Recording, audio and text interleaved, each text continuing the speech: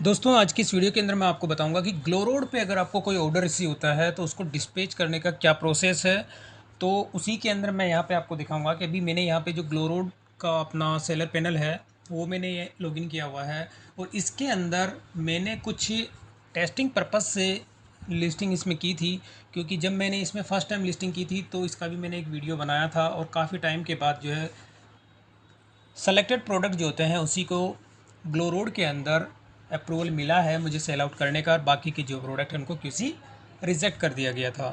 तो उन्हीं में से जो क्यूसी पास हुई है और जो प्रोडक्ट मेरे अभी ग्लो रोड पे लाइव हैं उन्हीं को मैं अगर आपको यहाँ पे दिखा देता हूँ, जैसे माई प्रोडक्ट्स।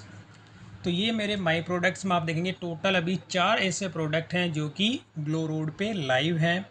4 में से टोटल मैंने अगर लिस्टिंग की बात करूं तो टोटल 12 मैंने लिस्टिंग इसमें से की थी, और उसमें से क्यूसी रिजेक्टेड आप देखेंगे 8 ऐसे प्रोडक्ट थे जिनको कि ग्लो रोड ने रिजेक्ट कर दिया। तो अब ये यहाँ पे जो जो प्रोडक्ट अभी लाइव हैं उसी का मुझे अब एक ऑर्डर रिसीव हुआ है, और ऑर्डर रिसीव होने के साथ ही अब मैं उसको फर्स्ट टाइम, यानी ये ग्लो रोड पे मेरा पहला ऑर्डर है, और इस पहले ऑर्डर को मैं ग्लो रोड से जो है डिस्पैच करूँगा यानी एक्सेप्ट करूँगा। तो इसके लिए जब आप अपना ग्लो रोड का ये डैशबोर्ड जो होता है कुछ इस तरह से होता है। यहाँ पे आप माई प्रोडक्ट्स के अंदर देखेंगे तो आपने जितने भी प्रोडक्ट लिस्ट किए होते हैं उन सब की यहाँ पे आपको लिस्ट देखने को मिलती है।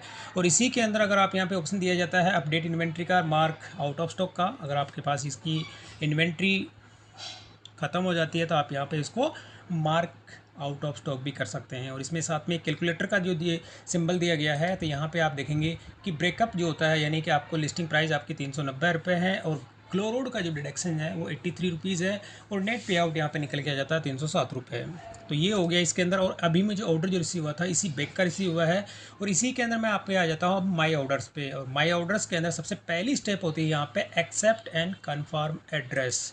तो जैसे ही मैं इस पर क्लिक करता हूँ तो यहाँ पे देखिए ये ऑर्डर मेरे को रिसीव हुआ है। जैसे मैं इसे सेलेक्ट करता हूँ तो सेलेक्ट करने के साथ ही यहाँ पे देखिए एक्सेप्टेड डिस्पैच डेट, यानी 10/5 तक मुझे इसमें टाइम दिया गया है कि आप इसको 10/5 यानी 10 मई तक इसको डिस्पैच कर सकते हैं। तो अब इसमें वेट जो होता है इन ग्राम के अंदर, ये वेट है इसका अप्रॉक्स 400 ग्राम कर देता हूँ। ये 300 से 400 ग्राम भी नहीं है, इसका 350 ग्राम मैं इसका वज़न कर देता हूँ। और करने के साथ ही यहाँ पे जब आप क्लिक करेंगे तो इसमें पूरे ऑर्डर्स की यहाँ पे आपको पूरी डिटेल देखने को मिलती है। फिर इसमें ऊपर में आपको होता है कि डाउनलोड ऑर्डर और कन्फर्म ऑर्डर।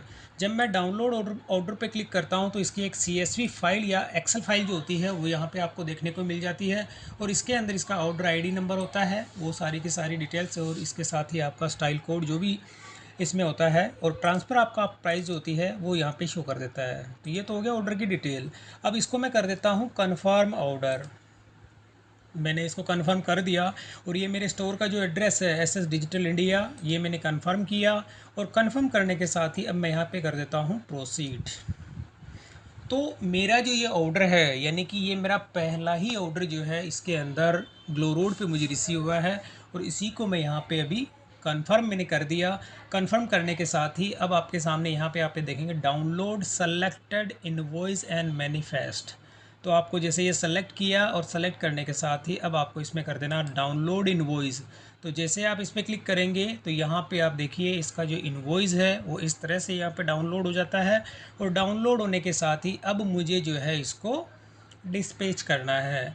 तो डिस्पैच करने के साथ ही आप देखेंगे यहाँ पे जो COD है ये COD अमाउंट है, बार कोड आ जाती है, और बाकी की जो डिटेल्स है वो मैं आपको इसके अंदर नहीं दिखा सकता।